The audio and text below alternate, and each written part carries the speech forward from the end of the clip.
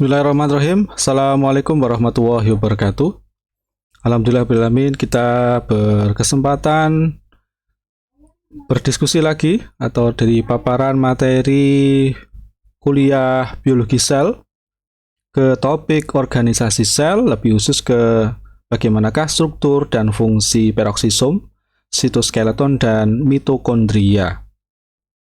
Nah, kita paham bahwa organ tubuh kita pada dasarnya adalah bangunan paling kecil, paling mininya adalah sel. Kalau kita berbicara mengenai penyakit, mengenai gangguan, ada banyak yang bisa kita pahami sampai ke tingkat sel. Mungkin ada yang mungkin sampai ke tingkat molekuler.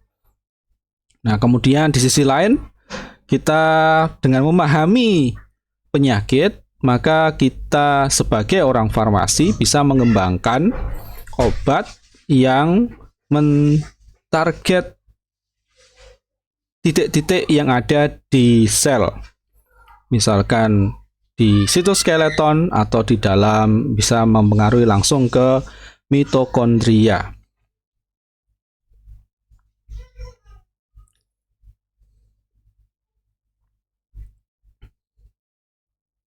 Baik, kita langsung saja ke pembahasan mengenai sel. Nanti kita ada sedikit overview, mengulas kembali tentang sel.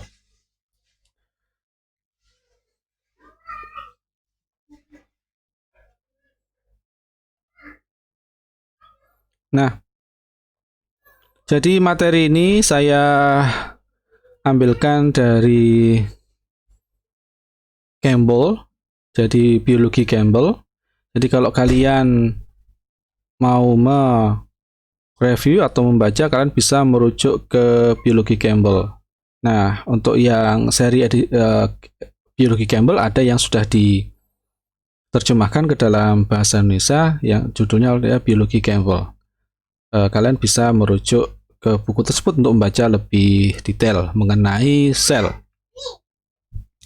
Untuk babnya mungkin bukan di bab 6, untuk yang seri Indonesia silakan melihat sendiri.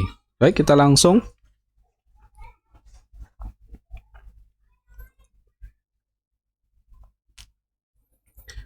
Nah, kita paham bahwa sel eukariotik terutama, jadi kita mungkin akan lebih pas ke eukariotik ya. Untuk yang prokariotik mungkin lebih ke mikrobiologi. Nah, di sel eukariotik itu salah satu karakteristik khasnya adalah dia mempunyai membran internal, membran dalam, yang kemudian itu menjadi sarana untuk mempartisi, membagi ruang-ruang di dalam sel ke dalam yang disebut dengan organel. Jadi kalau misalkan ibaratnya kita punya ruangan begitu, satu ruangan besar. Nah, kita punya yang disebut dengan partisi, misalkan triplek atau bahan apa begitu yang sedemikian rupa kita mempartisi ruangan besar kita itu menjadi bagian-bagian tertentu yang di situ ada struktur dan fungsi tertentu yang kemudian disebut dengan organel. Nah, ruang tersebut digunakan misalnya untuk fungsi perkantoran, untuk fungsi pelayanan apa begitu. Nah, masing-masing ruang, masing-masing organel itu memiliki fungsi yang saling terorganisir satu sama lain, sehingga dari ruang besar itu muncullah produktivitas atau aktivitas fungsi tertentu.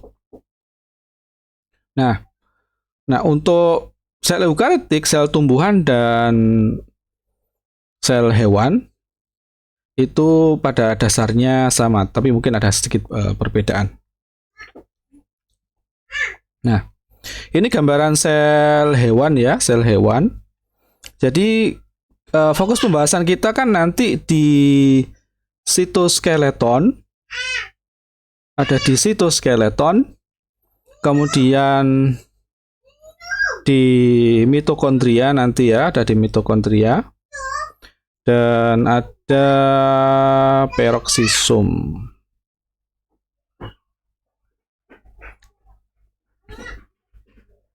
Peroksisom, kalau peroksisom sebetulnya mirip dengan lisosum ya. Mungkin ada perbedaan sedikit, fungsinya hampir mirip dengan itu. Jadi pembahasan kita di mitokondria, di sitoskeleton dan peroksisom. Nah, kita paham bahwa untuk sel-sel eukariotik itu pada dasarnya semua bangunan-bangunan yang ada di sini, entah itu mitokondria, semuanya dibangun dari membran-membran. Nah, membran-membran tertentu terdiferensiasi sehingga kemudian ruang-ruangan tertentu punya struktur dan fungsi tertentu kemudian disebut dengan nukleus, ada retikulum endoplasma dan aparatus Golgi, ribosom dan sebagainya. Nanti kita fokus di sitoskeleton. Dan kalau dari gambaran secara umum sitoskeleton ini di sini adalah sentrosom. Sentrosom ini adalah akar mula atau pusat keluarnya skeletonnya. Nanti skeleton ini ada yang dia mikrofilamen, ada mikrotubulus, ada intermediate filamen, ada yang mikrofilamen. Jadi semacam serat-serat, ada yang disebut dengan mikrotubulus, intermediate filamen, mikrofilamen, yang dia itu kan menjalar meliputi ke dalam sel. Nah, ini ibaratnya adalah kalau dalam tubuh kita ini adalah rangka, tulang belulang dari sel yang memberi salah satu yang menyokong bentuk dan gerakan sel itu adalah sitoskeleton. Kemudian ada mitokondria yang ini adalah salah satu pusat metabolisme di dalam sel, dan ada peroksisom ya, umumnya berfungsi untuk sarana untuk bisa jadi untuk pertahanan dan penghancuran sesuatu yang membutuhkan bantuan radikal bebas. Nah, ini ada untuk sel tumbuhan ya. Kalau ada sel tumbuhan itu lebih rigid. Jadi bangunnya dia lebih rigid, ada dinding sel, ada ruang antar selnya juga, dan ada plasmodesmata yang menghubungkan antar sel. Nah, kalau di dalamnya yang khas adalah adanya keberadaan kloroplas di sini. Ada kloroplas. Pada dasar sama dengan sel hewan, dia punya sitoskeleton. Nah, yang memberikan kekakuan, rigiditas itu di dinding selnya, lebih ke dinding selnya. Kemudian di sana juga ada mitokondria dan juga ada peroksisom. Yang lain juga hampir mirip. Dan yang berbeda juga kalau di sel tumbuhan dimungkinkan adanya vakula sentral. Vakula sentral yang ini bisa berisi metabolit sekunder atau metabolit primer yang ini untuk misalkan kita anggap sebagai tempat penyimpanan makanan atau tempat penyimpanan zat untuk pertahanan dan sebagainya.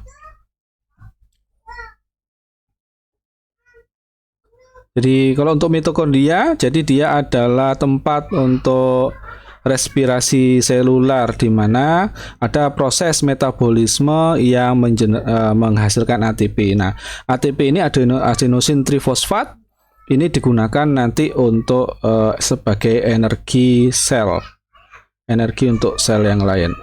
Ada adenosin trifosfat. Kalau di tumbuhan ada kloroplas. Jadi ini kalau kita sering menyebutnya zat hijau daun ya, di tumbuhan, di algae terutama yang di warna hijau, dia tempat jadinya fotosintesis. Nah, di fotosintesis ini nanti ada ada O2 diambil, ada kemudian dihasilkan CO2. Nah, maaf di prosesnya, sorry. Jadi CO2 diambil dihasilkan O2, dan di sini akan diambil karbonnya. Jadi O2 dilepas pada proses fotosintesis dan diambil karbon. Nah, karbon inilah yang kemudian digunakan untuk bangun atau bangun sel tumbuhan. Jadi sumber karbon dari kalau tumbuhan itu berasal dari CO2. Nah, kalau peroksisom dia adalah organel oksidatif. Jadi biasanya ada radikal oksigen dan namanya toksik oksigen. Itu tempatnya di peroksisum, umumnya digunakan untuk internal proses di dalam apa seperti proses untuk mereduce merecycling komponen-komponen yang sudah tidak dipakai di dalam sel. Nah, karakteristiknya mitokondria dan kloroplas ini bukan merupakan bagian dari sistem endomembran. Dia punya kekhasannya, dia punya double membran, berarti membrannya double, ada luar dan dalam. Dan istimewanya dia adalah memiliki free ribosome, punya DNA sendiri. Jadi ada DNA di dalam mitokondria, sehingga pada dasarnya mitokondria dan kloroplas ini dia bisa melangsungkan metabolisme sendiri, bisa melangsungkan proses untuk memenuhi kebutuhannya untuk internal mitokondria dan kloroplas sendiri, dan dia punya DNA, punya free ribosome sendiri. Jadi dia tidak bergantung pada organel yang lain. Kalau di sistem endomembran ada ketergantungan satu organel dengan satu organel yang lain. Dan di luar, di sistem endomembran DNA ya ada yang di dalam nukleus. Nah, mengenai mitokondria, dia ada di semua sel eukariotik. Sel eukariotik punya mitokondria. Mitokondria nanti ada gambarnya ya. Dia punya double layer atau double membran, ada outer membran, ada inner membran. Nah, di inner membrannya nanti itu dia ada lipatan-lipatan yang disebut dengan cristae. Nanti ada gambarnya setelah ini. Nah, di dalam inner membran itu kemudian antara outer membran dan inner membran itu akhirnya kemudian terbentuk yang namanya intermembran space. Jadi antar dua membran luar dan membran dalam itu ada ruang intermembran, dan di dalam inner membran ada mitochondrial matrix. Nah, respirasi selular itu tempat mengkatalisisnya di dalam matriks mitokondria. Pembentukan lipatan-lipatan cristae itu manfaatnya adalah itu untuk meningkatkan luas, jadi meluaskan area bagi enzim yang kemudian bisa membentuk ATP gitu. Jadi memperluas, adanya lipatan-lipatan itu akan memperluas. Ini di sini bentuknya. Dan jadi ada outer membran yang luar ini, kemudian ada inner membran yang dalam. Nah, di antara ruang ini ada ruang antaranya. Jadi outer ada ruang interspace membran. Kemudian di sini ada mitochondrial matrix di dalamnya. Di sini ada free ribosome, itu tempatnya di sini. Nah, di sini juga terjadi respirasi selularnya, metabolismenya.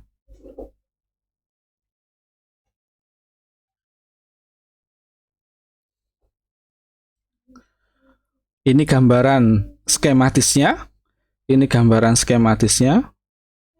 Ya, supaya menarik. Dan ini adalah gambaran mikrograf elektron misalnya. Gambar dari mikroskop elektron.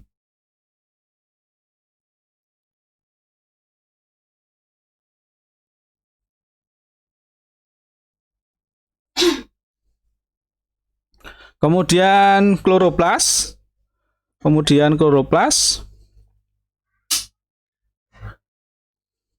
Kloroplas itu sebetulnya bagian dari keluarga organel yang disebut dengan plastid atau plastida ya. Nah, kalau khususnya kloroplas itu dia mengandung pigmen klorofil yang berwarna hijau. Nah, dia di sana ada enzim dan molekul yang berfungsi untuk fotosintesis. Umumnya kloroplas itu ada di dalam daun, kalau daun berwarna hijau, atau bagian lain organ tumbuhan yang berwarna hijau.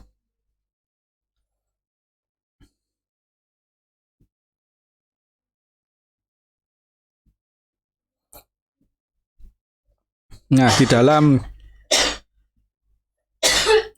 dalam kloroplas itu ada namanya tilakoid. Nah, tilakoid itu seperti bangunan apa ya? Kalau makanan itu seperti bakpao begitu, ada bangunan, ini ada gambarnya bangunan ceper. Nah, ini adalah semacam membran yang kemudian dia ditumpuk-tumpuk membentuk granum. Jadi kalau misalkan ada misalkan ya seperti bakpao ditumpuk, itu yang disebut dengan granum. Nah, di dalamnya ada stroma atau cairan internal. Jadi di sini ada tilakoid. Tilakoid itu bangunan-bangunan di sini. Kemudian keseluruhannya ini disebut dengan granum. Ada double layer ya, ada inner layer, ada outer layer. Nah, kemudian di sana ada stroma, cairannya itu di sana ada ribosom, jadi seperti mitokondria. Kemudian ada peroksisom. Kalau peroksisom perbedaannya dia adalah membrannya single. Nah, dia memproduksi hidrogen peroksida. Jadi ini adalah toxic oksigen, jadi sifatnya merusak dan bisa membentuk ke air.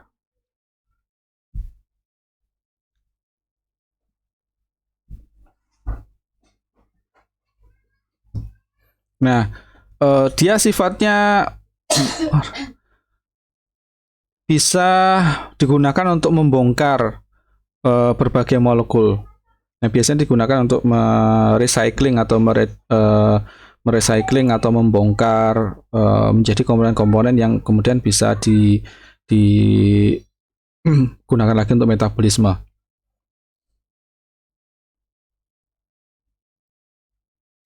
Ini gambaran mikrograf elektron, kita lewatin aja. Nah, ini yang menarik juga tentang sitoskeleton. Jadi sitoskeleton itu kan bisa dikatakan dia sebetulnya adalah jejaring serat. Nah, jejaring serat yang mengatur bentukan struktur dan aktivitas di dalam sel. Dia berperan juga membantu aktivitas di dalam sel. Nah, ada 3 macam serat, ada yang mikrotubulus, ada yang mikrofilamen, ada intermediate filamen. Yang paling besar itu adalah ini, nomor 1, kemudian jadi kalau dilihat dari diameternya, nomor 1 adalah mikrotubulus, nomor 2 itu intermediate filamen, yang paling kecil adalah mikrofilamen. Kita lihat satu-satu. Nah, ini adalah gambaran mikrotubulus. Jadi mikrotubulus itu dia dari pusatnya itu akan menjalar ke banyak tempat.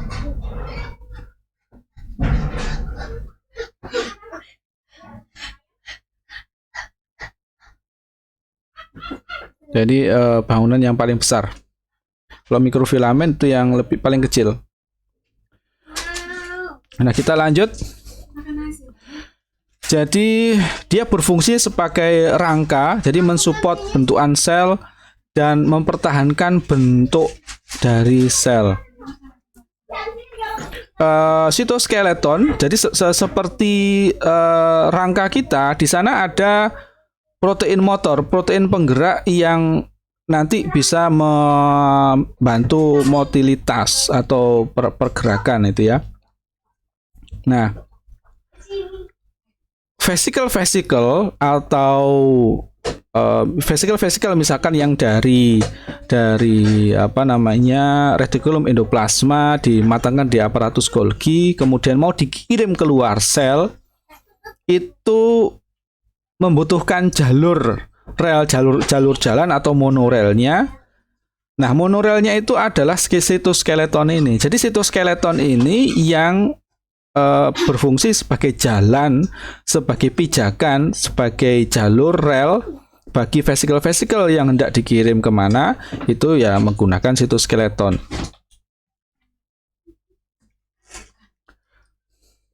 Jadi gambarannya seperti ini.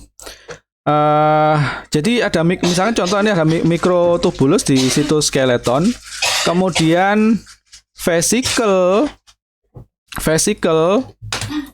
dibantu oleh motor protein, kemudian disuplai oleh ATP di sini energi, sehingga motor protein menjadi tertenagai sehingga dia kemudian diarahkan menuju reseptor. Dan di sini ada fungsi-fungsi molekular yang lain ya kemudian sedemikian rupa mengarahkan proses di dalam sel itu mau kemana.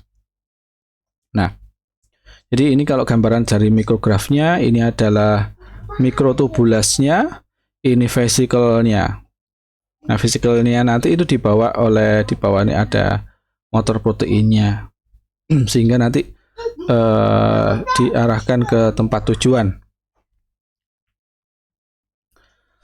Jadi ada 3 tipe seratnya, ada mikrotubulus, ini paling tebal, ada mikrofilamen atau aktin filamen, ada yang paling tipis, kemudian ada intermediate, ini adalah yang middle, jadi diameternya di tengah-tengah. Jadi kalau ini adalah perbandingannya, kalau dari sisi diameter mikrotubulus itu 25 nanometer, mikrofilamen 7, kalau intermediate filamen antara 8 sampai 12 nanometer. Untuk protein yang ada di pembentuknya, di sana ada protein tubulin, ada alfa dan alfa beta. Untuk mikrofilamen adalah protein aktin. Kalau di intermediate di kelompok keratin. Fungsinya bisa macam-macam, ini gambarannya. Nah, kalau yang mikrotubulus, jadi dia bentuknya tub. Jadi tub begitu. Kalau mikrofilamen dia bentuknya pilinan. Kalau intermediate filamen ya semacam pilinan yang pilinan serat baja begitu ya, kalau dibayangkan pilinan serat baja.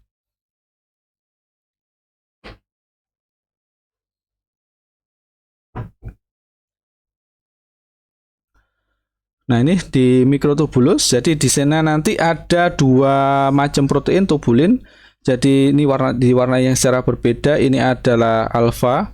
Biasanya berarti ada perbedaan komponen di dalam proteinnya yang kemudian membentuk kolom tubulin. Jadi di sini membentuk dimer yang kemudian bisa saling direkatkan untuk membentuk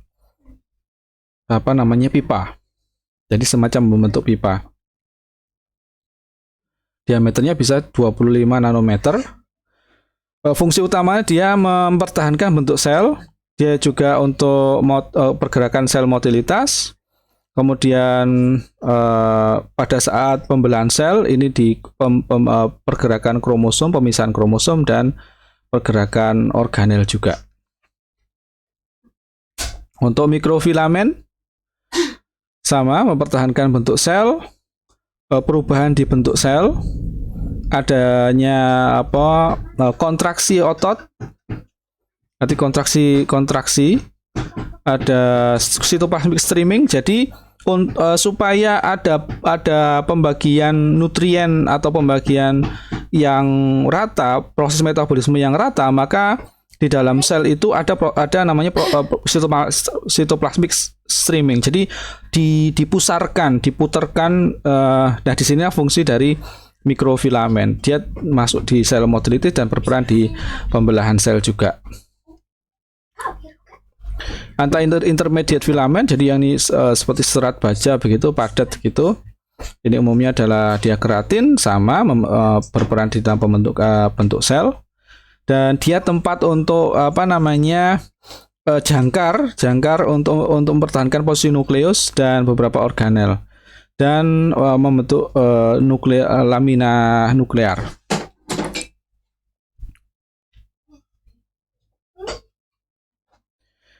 Jadi tadi ya sudah tentang mikrotubulus, membentuk sel, memandu pergerakan organel, dan berperan dalam pemisahan kromosom pada pembelahan sel.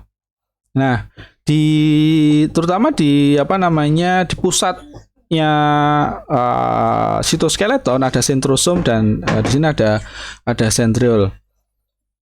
Jadi Yang paling kelihatan adalah mikrotubul itu jadi dia tumbuh atau berkembang atau muncul dari sentrosom yang tadi sudah digambar dia dekat dengan nukleus. Jadi pusatnya munculnya dari sini. Nah, di dalam sentrosom itu terutama di sel hewan ya, sentrosom itu punya pasangan sentriol.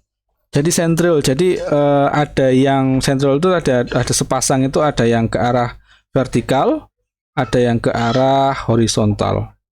Nah, inilah sentriol. Di mana masing-masing itu dia punya 9 triplet yang membentuk cincin. Kita lihat nanti gambarnya. Jadi ini adalah sentriol. Jadi sentriol yang ke arah vertikal sini, vertikal dan ke arah horizontal. Inilah sentriol. Jadi kesemuanya ini adalah yang dimaksud dengan sentriol. Nah, di sini ada mikrotubulus. Ada 9, tadi 9 ya. Ada 9 triplet mikrotubulus yang membentuk sentrosom ini. Ada 1, 2, 3, 4, 5, 6, 7, 8, 9. Ada triplet. Kan ada 3 ini. 1, 2, 3. Ada triplet 9 yang itu membentuk yang banyak. Masing-masing kolom ini adalah dari mikrotubulus. Ini gambaran gambaran secara dari mikroskop elektronnya. Ini dari atas. Nah, gerakan silia dan flagel itu ya tadi ada motilitas dari sel itu dasarnya dari mikrotubulus. Nah, silia dan flagel itu berbeda di pola menyibaknya. Nah, kalau flagel, jadi kalau flagel itu menyibaknya seperti gerakan motionnya, menyibaknya adalah bergerak. Jadi begini. Tapi kalau yang silia dia dia kan tidak kemana-mana. Jadi menyibaknya seperti menyibak gerakan seperti ini. Jadi untuk dari posisi dari posisi ini ke sini, dari posisi ini ke sini.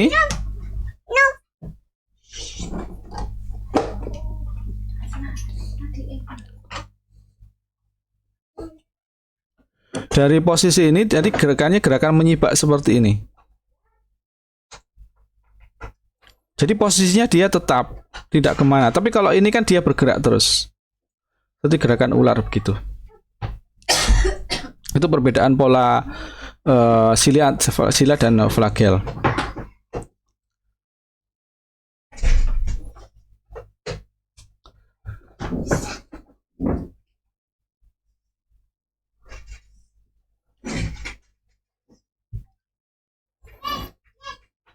Nah, di bangunan sila dan flagela itu pergerakannya, jadi kan tadi itu kan rangkanya, tulangnya. Nah, penggeraknya atau ototnya apa?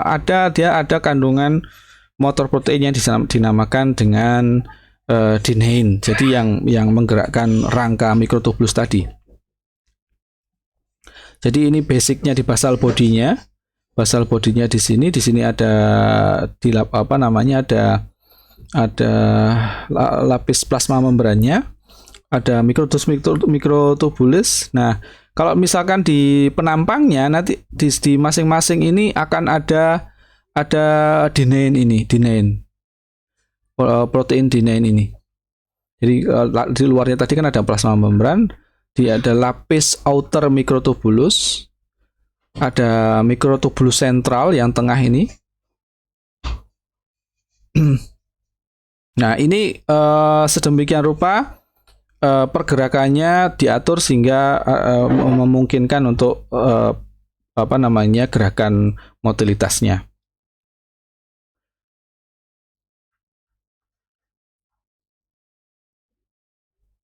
Nah, jadi ini. Nah, gerakannya itu kan yang benar tuh yang seperti ada cross linking begini ya. Jadi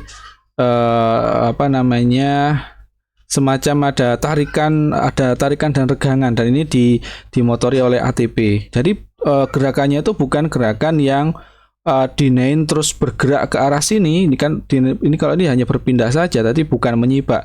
Sehingga kalau protein dinainnya ini tetap dalam posisi masing-masing tetapi bergerak goyang sedemikian rupa sehingga memungkinkan ada wave-like motion. Jadi seperti gerakan menyibak seperti ombak begitu, ke sini, kemudian ke sini, kemudian ke sini.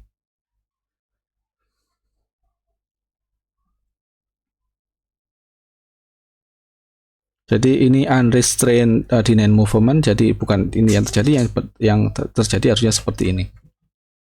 Nah, untuk mikrofilamen,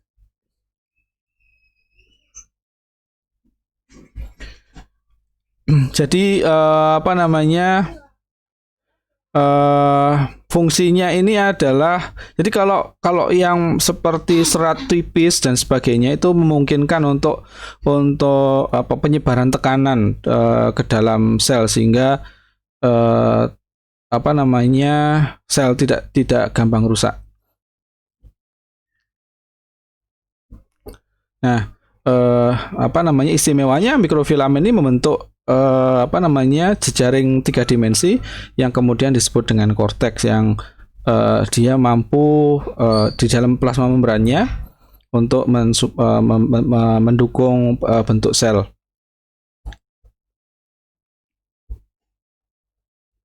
Nah, kalau di sel usus, inti dari mikrofilinya itu dari bundel dari mikrofilamen. Langsung ya. Nah, kalau mikrofilamen itu adalah tulangnya adalah aktin, dasar proteinnya adalah aktin, protein penggeraknya adalah miosin. Jadi kita biasanya apa namanya, familiar populer dengan ini ya, aktin dan miosin ya. Nah, khususnya di sel otot, jadi ada organisasi dari ribuan filamen aktin. Ini adalah rangkanya, kemudian disusun secara paralel satu dengan yang lain. Kemudian diantaranya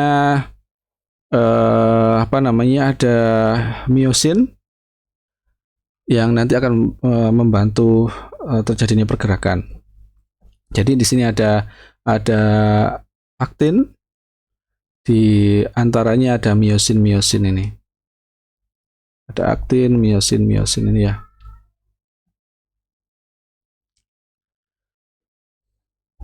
Nah, ada contoh di gerakannya, ada gerakan amoeboid dan ada sitoplasmik. Kalau sitoplasmik itu ya berarti ada sitoplasmik streaming itu yang menggerakkan arus di dalam sel. Kalau amoeboid movement, jadi itu gerakan memindah tubuh secara dengan amoeba. Jadi ada bagian tubuh belakang itu ditarik, dibawa, dialirkan ke depan sehingga nanti bergerak terus ke depan, seperti apa namanya, mungkin contoh itu kalau roda tank atau roda apa namanya sih, yang belakang tuh digerakkan, ditarik ke depan. Ini gambaran muscle cell, ditarik, direnggangkan, bantuannya dengan bantuan miosin.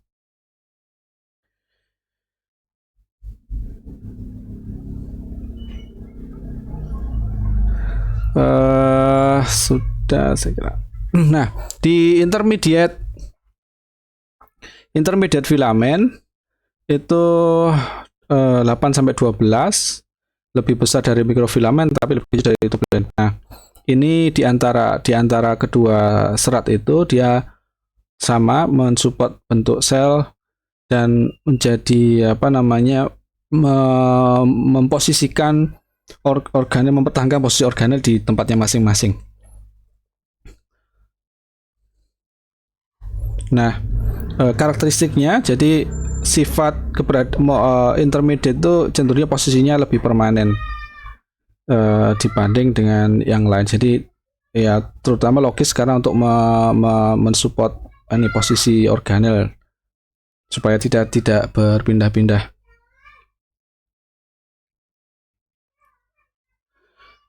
Demikian.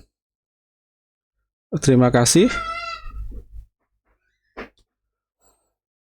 atas perhatiannya. Mohon maaf ada kurang lebihnya. Silakan lebih jauh, lebih detail, silakan merujuk ke Campbell Biology di bab yang sesuai.